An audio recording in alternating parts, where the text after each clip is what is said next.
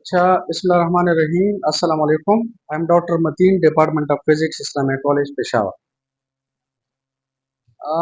आज का टॉपिक है टॉर्क, या इसे कहते हैं moment of force. This is very important. याद रखिए, टॉर्क को एक दफा हमने डिस्कस किया था। कहाँ पे डिस्कस किया था? क्रॉस प्रोडक्ट के एग्जाम्पल में डिस्कस किया था। ठीक है, हमने इस तरह पढ़ा था कि R is a vector, force is a vector, लेकिन जो रिजल्ट है, जो प्रोडक्ट है, that is also a vector. We say torque is the vector product of R and F. We are basically interested in this formula. ये formula कहाँ से आया है, ये इक्वेशन कहाँ से आई है? We are going to derive this. लेकिन look at, आपके बुक में लिखा है, आपने मैट्रिक में भी पढ़ा होगा, आपके बुक में भी लिखा है फर्स्ट ईयर में कि the turning effect of a body about a fixed point या axis of rotation is called torque. But I don't like this definition. सुने जरा, ये डेफिनेशन परफेक्ट नहीं है, मैं बता रहा हूं। देखिए, बुक में लिखा है the turning effect of a body about a fixed point या axis of rotation is called torque. याद रखिए, टर्निंग इफेक्ट को टॉर्क नहीं कहते। बात की समझ आ रही है? टर्निंग इफेक्ट को टॉर्क नहीं कहते। जो एजेंट, जो फिजिकल क्वांटिटी, जो फोर्स इस टर्निंग इफेक्ट को जेनरेट कर रहा है, उसे टॉर्क कहते हैं। अंडरस्टैंड? जो फिजिकल क्वांटिटी, टॉर्क एक फिजिकल क्वांटिटी है, लेकिन जो फिजिकल क्वांटिटी इस टर्निंग इफेक्ट को प्रोड्यूस कर रहा है, इसको जेनरेट कर रहा है, उस इफेक्ट को, सॉरी, उस फिजिकल क्वांटिटी को, उस एजेंट को, ठीक है ना, उस फोर्स को वी कॉल टॉर्क। तो टॉर्क असल में क्या है? टॉर्क असल में है रोटेशनल फोर्स। टॉर्क का दूसरा नाम है एंगुलर फोर्स। टॉर्क का तीसरा नाम है मोमेंट ऑफ फोर्स। जब आप फोर्स को, एफ को, आप एफ को रोटेट कर रहे हैं, एफ को अगर आप रोटेट करें तो याद रखें torque is generated, angular force is generated. इसी वजह से हम कहते हैं कि टॉर्क का दूसरा नाम है मोमेंट ऑफ फोर्स। मोमेंट लफ्ज का मतलब है रोटेट करना। Moment means rotation. जब आप लीनियर फोर्स को रोटेट करें तो एंगुलर फोर्स इज जनरेटेड। अच्छा देखो, फॉर एग्जांपल लुक एट, हमारे पास अगर ये एक स्लेब है, ग्लास स्लेब है, वुड स्लेब है, ब्लॉक है, ठीक है, ईंट है, तो इसका जो सेंटर ऑफ मेस है वो इधर लाई करता है। Centre of mess, centre of mess is such a point in a body at which when force is applied, तो बॉडी में ट्रांसलेशन पैदा हो जाता है। अगर आप ऐसा करें कि इस बॉडी पर फोर्स अप्लाई करें, कहां पे अप्लाई करें? सेंटर ऑफ मेस पे। सेंटर ऑफ मेस का मतलब है it is such a point in a body at which the total mass of the body is seeming to be concentrated. ऐसा दिखाई देता है कि बॉडी का ज्यादा मेस, टोटल मेस यहाँ पर कंसंट्रेटेड है, तो ये इसका सेंटर ऑफ मेस है। अगर आप सेंटर ऑफ मेस पर फोर्स अप्लाई करें तो आप मुझे ये बताएं, ये बॉडी ट्रांसलेशन शुरू करेगी या रोटेशन? ट्रांसलेशन। तो जो फोर्स ट्रांसलेशन पैदा करते हैं इसे कहते हैं ट्रांसलेशनल फोर्स। दिस इज का लीनियर फोर्स। ये जो आप कहते हैं ना एफ से, इसे लीनियर फोर्स कहते हैं। लेकिन देखिए, अगर आप इस ब्लॉक को यहां पर फिक्स करें सपोज, और आप देखिए ये फोर्स आप इधर अप्लाई करें, तो अब ये फोर्स इस ब्लॉक को ट्रांसलेट नहीं करता बल्कि इसे रोटेट करता है। तो रोटेशन का मतलब है यहां पर हमारे पास आर जीरो है, लेकिन यहां पर देखिए हमारे पास आर जीरो नहीं है। इस फोर्स का जो पोजीशन है वो इस पॉइंट ऑफ रोटेशन से डिस्टेंस यानी आर पर है, या पोजीशन वेक्टर आर पर है। तो जब आप किसी बॉडी पर फोर्स इस तरह अप्लाई करें कि ये फोर्स इस बॉडी को रोटेट करे, तो फिर this force is known as a torque. यानी, और वो टॉर्क असल में क्या है? वो आर और एफ का क्रॉस प्रोडक्ट है। यानी अगर आप आर क्रॉस एफ, याद रखिए आर, आर क्रॉस एफ का मतलब है जब आप फोर्स को रोटेट करते हैं, जब आप फोर्स को रोटेट करते हैं तो angular force is generated, and this angular force या रोटेशनल फोर्स या मोमेंट ऑफ फोर्स को वी कॉल टॉर्क। तो टॉर्क टर्निंग इफेक्ट नहीं है, टॉर्क एक फिजिकल क्वांटिटी है, एक एजेंट है। टॉर्क फोर्स है, कौन सा फोर्स है? Angular force. कौन सा फोर्स है? Rotational force. इसे हम कहते हैं लीनियर फोर्स, इसे हम कहते हैं एंगुलर फोर्स। जब आप लीनियर फोर्स को रोटेट करें तो याद रखिए एंगुलर फोर्स इज जनरेटेड। किस तरह, वो मैं बता रहा हूं। लेकिन देखें हमारे पास सपोज अगर ये एक नट है और दिस इज अ रेंच, और इस रेंच पर आप अगर फोर्स इस डायरेक्शन में अप्लाई करें, देखिए अगर इस तरह अप्लाई करें राइट एंगल पे, तो फिर भी आप लोग देखिए व्हाट हैपेंस, हम इस नट को खोल सकते हैं या टाइट कर, एंगल पर लगा लें, फोर्स किसी एंगल पर लगा लें तो इस फोर्स के दो कंपोनेंट्स है, F sine theta, F cos theta. गौर से देखो, एफ कॉस थीटा आर के डायरेक्शन में है, तो जब आप फोर्स आर के डायरेक्शन में लगा लें तो फोर्स को हम रोटेट नहीं करते, यानी ये टॉर्क को जनरेट नहीं करता। लेकिन ये वाला फोर्स जो है इस इस नट को क्या करते हैं? रोटेट। तो एफ साइन थीटा को अगर आप आर से मल्टीप्लाई करें और सॉल्व करें तो we are getting R cross F. ये कहां से आया है? ये डेराइव करना। लेकिन अगर आप इधर देखें, लोकेट, ये डायग्राम हमें बता रहा है कि टॉर्क तीन चीजों पर डिपेंड करता है। एक डिपेंड करता है लीनियर फोर्स पर, इस लीनियर फोर्स के मैग्नीट्यूड पर डिपेंड करता है। दूसरा डिपेंड करते हैं कि आप इसे कहां पर अप्लाई कर रहे हैं। अगर आप इसे इधर अप्लाई कर रहे हैं, इधर अप्लाई कर रहे हैं, इधर, जितना आप इस एक्सिस ऑफ रोटेशन या पॉइंट ऑफ रोटेशन से दूर जा रहे हैं तो याद रखिए इस लीनियर फोर्स को हम इजीली रोटेट कर सकते हैं, यानी ज्यादा torque is generated, R cross F ज्यादा हो। जितना आर ज्यादा, आर क्रॉस एफ ज्यादा, जितना एफ ज्यादा, आर क्रॉस एफ ज्यादा। लेकिन it also depends upon theta. अब अगर ये थीटा 90 है तो sine 90 is 1, the torque is maximum. अगर ये थीटा 0 है, द टॉर्क इज 0। तो इस डायग्राम से वी कैन से, डायग्राम से वी कैन गेट इंफॉर्मेशन, और वो तीन इंफॉर्मेशन है कि torque depends upon magnitude of force, it depends upon magnitude of r, and it also depends upon the sine of the angle between r and f. So let us see how. देखें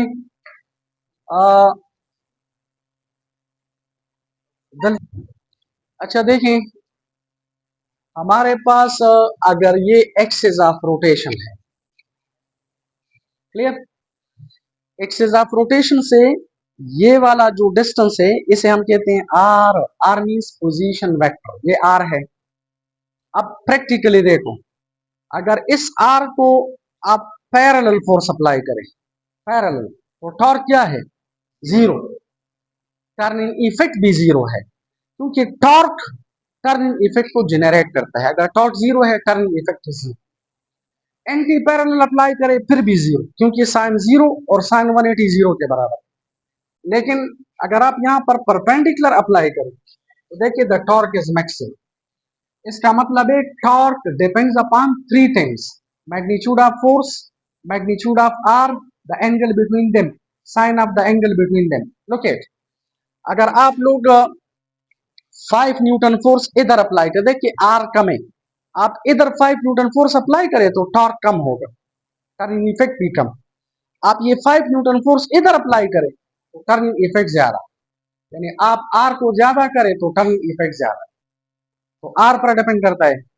number 2, अगर आप are को constant रखें, आप इधर 5 Newton force apply करें तो torque कम, लेकिन इधर आप 10 न्यूटन फोर्स अप्लाई करें तो टॉर्क ज्यादा। अगर आप ये फोर्स 0 एंगल पे अप्लाई करें तो टॉर्क 0, 90 पर अप्लाई करें तो टॉर्क इज मैक्सिमम। तो torque depends upon three things, R, F और angle between R and F. तो इसकी तरफ, और उस दरवाजे को मैं एक स्ट्रेट लाइन से रिप्रेजेंट कर रहा हूं, ये वो दरवाजा है। अगर आप लोग ऐसा करें कि एक फोर्स इधर अप्लाई करें, दिस इज F1, दूसरा फोर्स इधर अप्लाई करें विच इज F2। F1 और F2 मैग्नीट्यूड में सेम है, देखिए डायरेक्शन में भी सेम है, और ये एंगल भी 90 है, एंगल भी सेम है। Clear? And this is the point of rotation. लेकिन आप लोग देखिए हमारे पास R2 क्या है, कम, और R1 क्या है, ज्यादा। तो आप मुझे ये बताएं, according to this diagram, F1 ज्यादा फोर्स टॉर्क को जेनरेट करेगा या F2?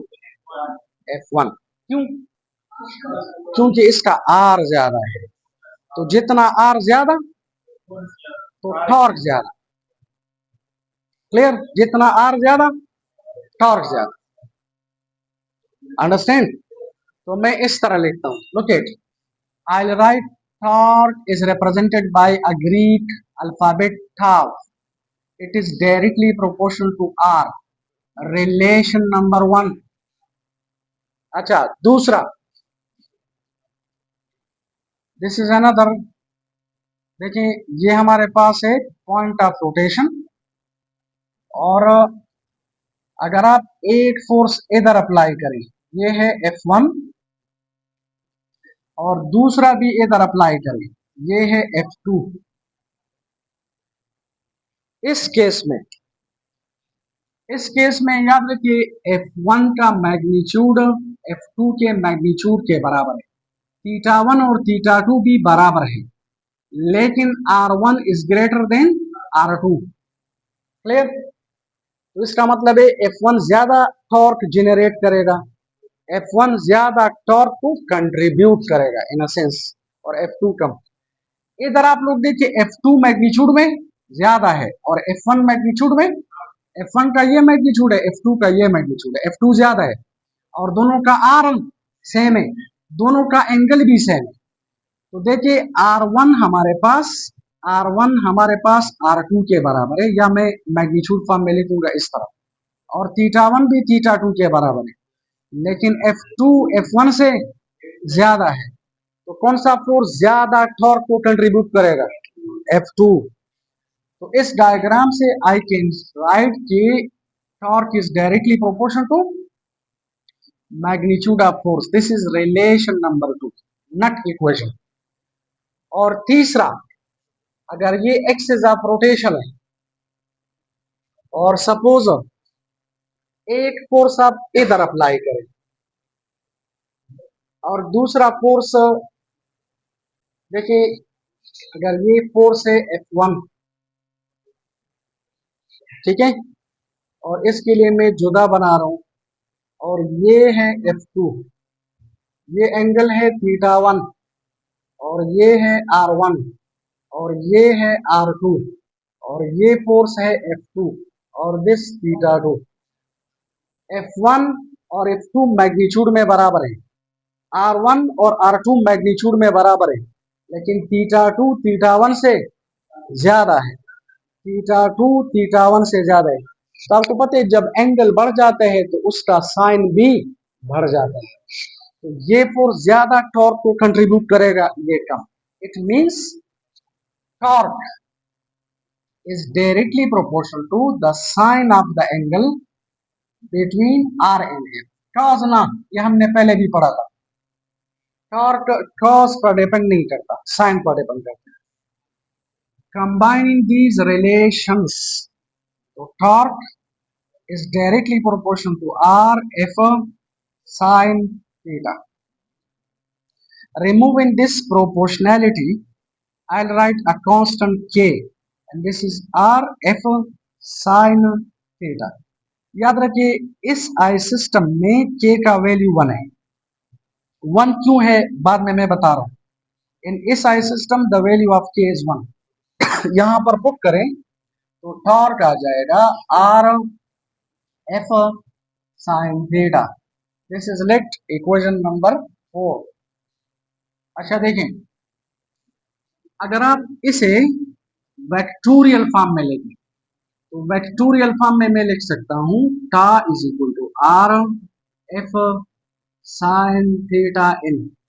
This is let equation number 5।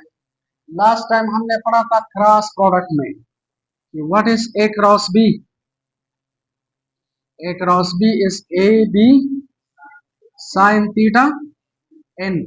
अगर A B sine theta n की जगह आप ए क्रॉस बी लिख सकते हैं तो R F sine theta n की जगह मैं एफ, देखिए मैं लिख सकता हूँ R F sine theta this is N.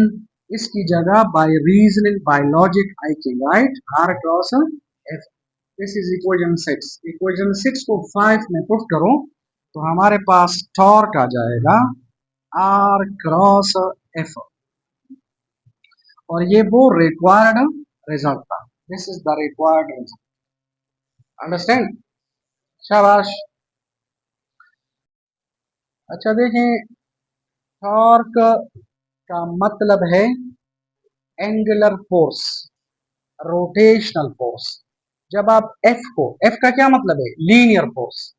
जब आप लीनियर फोर्स को रोटेट करते हैं तो angular force is generated, torque is generated and that torque is turning the body.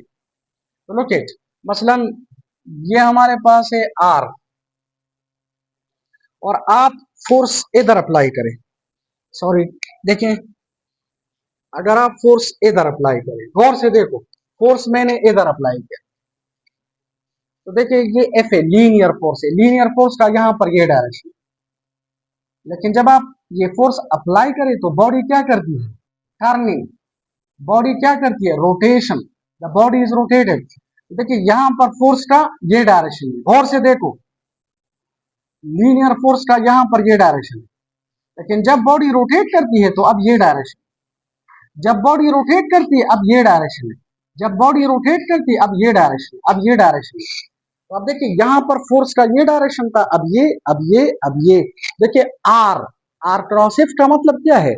Are cross F का मतलब है कि आप लीनियर फोर्स को रोटेट करते हैं। जब आप लीनियर फोर्स को रोटेट करें तो एंगुलर फोर्स इज जनरेटेड। इसी वजह से आर क्रॉस एफ का मतलब है moment of force. Moment of force यानी जब आप लीनियर फोर्स का मोमेंट ले ले, इसे रोटेट करे तो एंगुलर फोर्स या रोटेशनल फोर्स या टॉर्क इज जनरेटेड। इसी वजह से हम कहते हैं कि टॉर्क का दूसरा नाम है मोमेंट ऑफ फोर्स या एंगुलर फोर्स या रोटेशनल फोर्स। लुक एट, अगर आप लोग इधर फोर्स अप्लाई करें, इधर आप लोग फोर्स अप्लाई करें तो फोर्स के कितने कंपोनेंट्स है? दो। This component is known as F sine theta और this is called F cross theta. आप लोग देखिए ये एफ क्रॉस थीटा टॉर्क को जेनरेट नहीं करता क्योंकि ये आर को पैरेलल है। ये एफ साइन थीटा टॉर्क को जेनरेट करते हैं क्योंकि ये आर को परपेंडिकुलर है। लेकिन देखो अगर आप ऐसा करें कि इस फोर्स को पीछे की तरफ एक्सट्रापोलेट करें, इस तरह अगर आप इसे पीछे की तरफ ले आए, देखिए ये है फोर्स, तो अगर ये एंगल आप लोगों के पास ये एंगल थीटा है तो ये भी थीटा है, because these are vertical angles, तो बराबर है। अब ये जो फोर्स है ना, इस फोर्स के यानी फोर्स को अगर आप रिजॉल्व करें तो इसके दो कंपोनेंट्स हैं। अगर आप इस आर को रिजॉल्व करें, आर को, ये आर अगर आप रिजॉल्व करें तो आपको पता है जिस साइड पे एंगल बन जाए दैट इज कॉल्ड बेस। तो इस आर का एक ये वाला कंपोनेंट है आर क्रॉस थीटा और देखिए दूसरा इसका ये वाला कंपोनेंट है। अब देखिए ये वाला परपेंडिकुलर, ये परपेंडिकुलर कंपोनेंट है इस तरह, दिस इज 90। तो ये वाला है आर साइन थीटा। अब इसका मकसद क्या है? इसका ये मकसद है, अगर आप फोर्स को दो कंपोनेंट्स में रिजॉल्व करें और एफ साइन थीटा को आर से मल्टीप्लाई करे तो टॉर्क आ जाए, और या आर को रिजॉल्व करें और आर साइन थीटा को एफ से मल्टीप्लाई करे तो टॉर्क आ जाए। देखिए आर कॉस थीटा फोर्स को पैरेलल है तो टॉर्क को कंट्रीब्यूट नहीं करता, और एफ कॉस थीटा आर को पैरेलल है तो कंट्रीब्यूट नहीं करता। तो ये आपकी मर्जी है।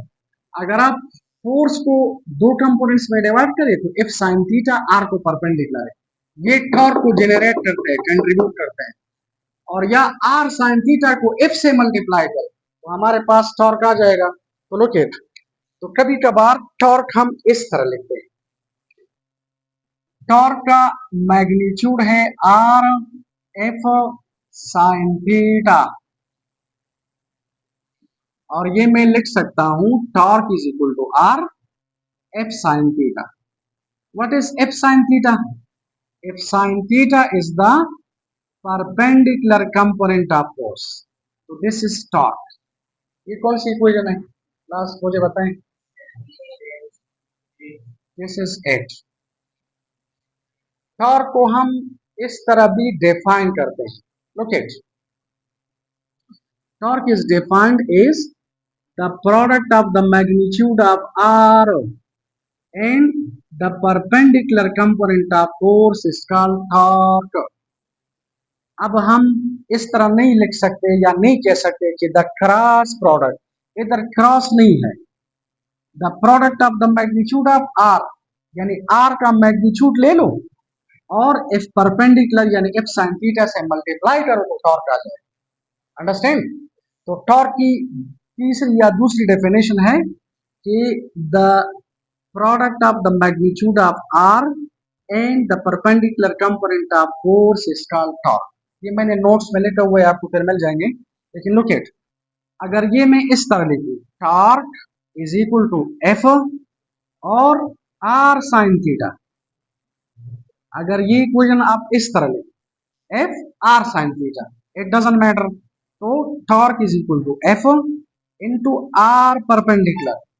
अब हम इसे डिफाइन इस तरह करते हैं, याद रखें जो आर परपेंडिकुलर है इसे हम कहते हैं moment of momentum, this is called moment arm. Momentum, momentum का मतलब है परपेंडिकुलर डिस्टेंस टू फोर्स। आप मुझे ये बताएं इस फोर्स को परपेंडिकुलर डिस्टेंस कौन सा है? R sine theta. R cos theta नहीं है ना, आर है, आर साइन थीटा है। तो इस आर साइन थीटा को वी कॉल मोमेंटम। तो टॉर्क का एक डेफिनेशन इस तरह भी है कि it is defined as the product of the magnitude of force and the momentum is called torque.